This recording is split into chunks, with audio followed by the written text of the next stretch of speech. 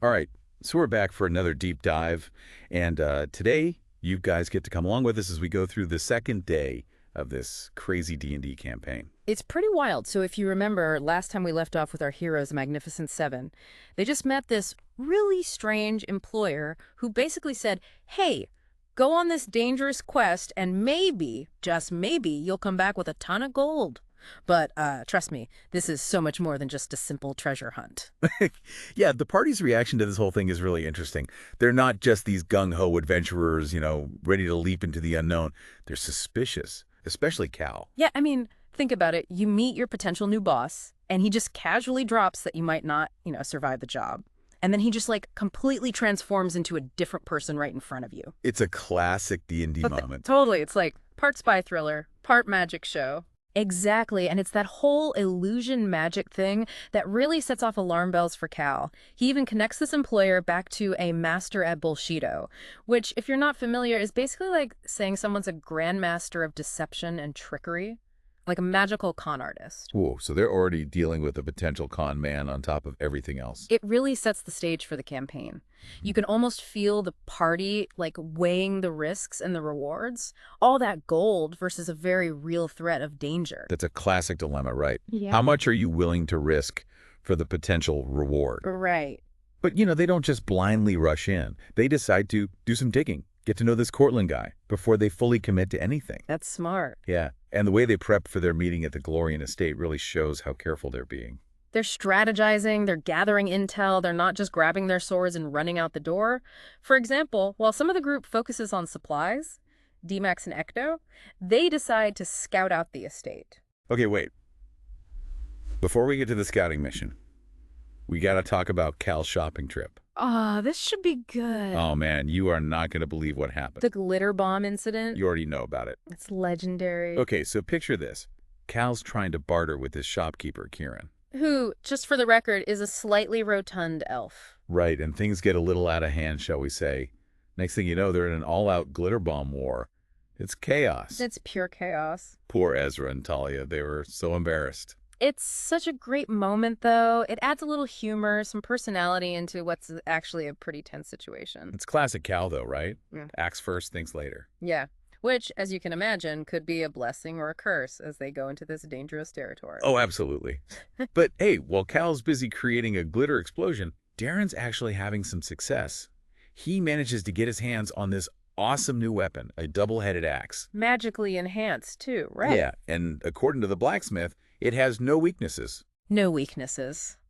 That seems a bit too good to be true. Right, you have to wonder if there's a catch, some hidden drawback we haven't seen yet. Definitely suspicious. But hey, for now, a powerful weapon is a powerful weapon. I guess you can't argue with that. So, the scene is set. We've got the Magnificent Seven. They're equipped, they're somewhat prepared, and they finally arrive at this Glorian estate to meet this mysterious Cortland guy. Except it's not Cortland who greets them. Right. It's a woman named Gloria. And this is where the plot really thickens. Gloria lays it all out, the details of their mission. They have to head into the Ida field, which we know is a super dangerous region, and they need to confirm the existence and leadership of a potential vampire lord, Cillian Lorne. A vampire lord. Yeah, but it gets even crazier. This Cillian Lorne isn't just any vampire. He's believed to be the first vampire thought to be dead for centuries. So they're dealing with a potential legend. It's like a ghost story suddenly coming to life. I'm getting chills just thinking about it. And the stakes get even higher because Gloria tells them they might actually have to kill Cillian Lorne if he's the one leading this mysterious force that's threatening the Empire. Wow, so they're not just confirming his existence, they might have to take him down. It's a lot to process. It is. And what do our heroes do when faced with the possibility of fighting an immortal being? Well, they negotiate for half their payment up front, of course. Smart move. Especially considering how much they distrust Gloria. It shows they're not just adventurers anymore. They're becoming savvy negotiators, too. They know their worth. Right. And while all this is happening, D-Max and Ekni come back with their scouting report. Which adds another layer of intrigue, by the way. Yeah, what do they find? Well, they discovered that the Glorian estate has a crest that's connected to Alivor's Paladin Order. Hold on. Are you saying there could be a connection between Gloria and Alivor's past? It's definitely a possibility. Wow, that's a twist I didn't see coming.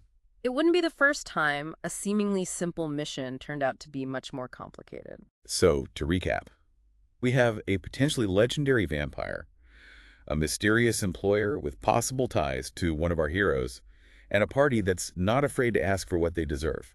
It's shaping up to be quite the adventure. And we haven't even gotten to the actual journey yet. That's right, the best is yet to come. I mean, think about it. This Gloria, she's obviously got money, she's got power, and she's turning to a group of adventurers for help.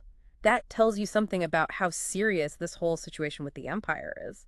Yeah, you're not going to hire a bunch of, well, let's face it, kind of unpredictable people unless you're dealing with something really bad. And it's not even just like, go check this out for us. It's go maybe fight and kill this ancient being. Yeah. Talk about responsibility. Right, this isn't just some treasure hunt or exploration mission anymore. This is serious business. They could be saving the Empire from this, like, incredibly powerful enemy. An enemy who might be straight out of a legend, by the way. It's huge.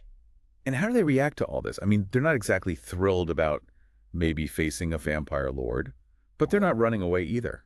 There's this sense of, like, determination, this loyalty to each other that really comes through. Yeah, totally. It's easy to forget sometimes that this is a group of individuals, you know? They've each got their own reasons for being there, their own personalities. They're supporting each other, working together. It's what makes the campaign so fun to follow. And speaking of individual skills, I'm really curious to see how Talia's research pays off. Remember they spent all that time in the library before heading out, trying to learn everything they could about vampires and the Cillian Lorne guy? Yeah, it's like they're not just preparing physically, but mentally, too. It's like they're trying to arm themselves with knowledge. Exactly. Knowledge is power, especially when you're dealing with something as mysterious and dangerous as a vampire. Imagine uncovering some ancient text that tells you how to defeat a vampire lord.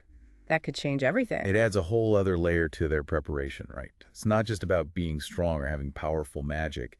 It's about using your brain. Strategy, intelligence, it's just as important as anything else. Totally. So here we are, the sun's rising on day 3, the Magnificent Seven, they're setting off into the Ada field. With their weapons, their supplies, whatever knowledge they've managed to pick up. It's that moment where everything shifts from planning to action. They're leaving behind the familiar, stepping into the unknown. And the Ada field, it's not exactly a walk in the park. No, it's wild, unpredictable, full of danger. Who knows what they'll encounter out there? Exactly. Which brings us to the big question. What awaits them in the Ada field? Right. Will they even find Cillian Lorne? And if they do, will they be ready for him? Those are the questions that keep you coming back for more. The Ada field, it's this land of mystery and danger. It's going to test them in ways they can't even imagine. We know there's this force threatening the Empire. But what are their motives? Are they just power hungry? Or is there something more sinister going on? Yeah, and where does Cillian Lorne fit into all this? Is he the mastermind? Or is he just a pawn in a much larger game? It's like peeling back layers of an onion. Every answer just leads to more questions. And that's what makes this campaign so captivating. It's a journey of discovery, not just for the characters, but for us too. We're right there with them, feeling all the thrills and the chills. And it's just getting started. So, in part 3, we're going to dive into their first encounter in the Ada field. And trust me, you don't want to miss it. Yeah. It's crazy to think how much has happened already, and they haven't even left the city yet. We've got Gloria, this total enigma who's obviously not telling us everything. Oh, yeah. She's definitely got secrets. And then there's Cillian Lorne, this legendary figure maybe.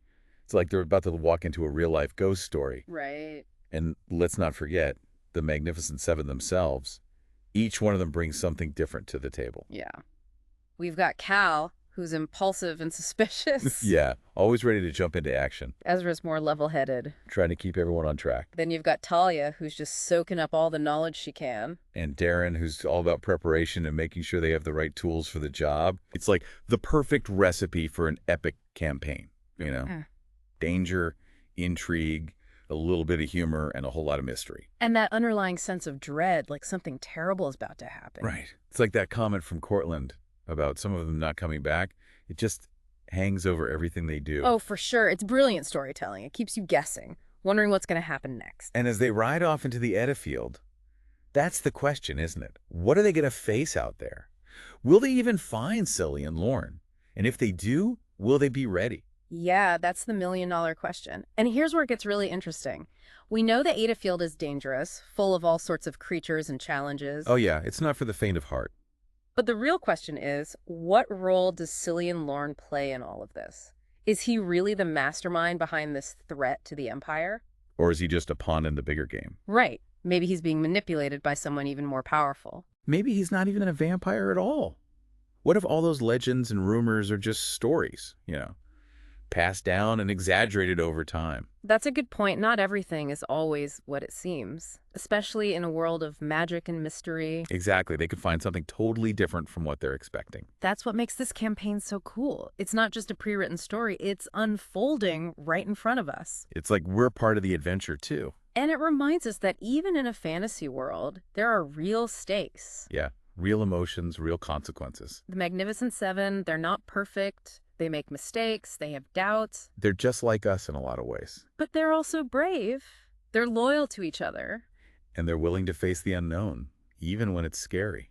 Their journey reminds us that sometimes the greatest adventures are the ones we choose to take. Even when we're not sure what's waiting for us on the other side. So, as we leave the Magnificent Seven at the edge of the Eda field, I want you to think about this. What would you do if you were in their shoes? Would you embrace the adventure, or would you turn back and run? It's something to think about. Maybe you'll learn something about yourself along the way.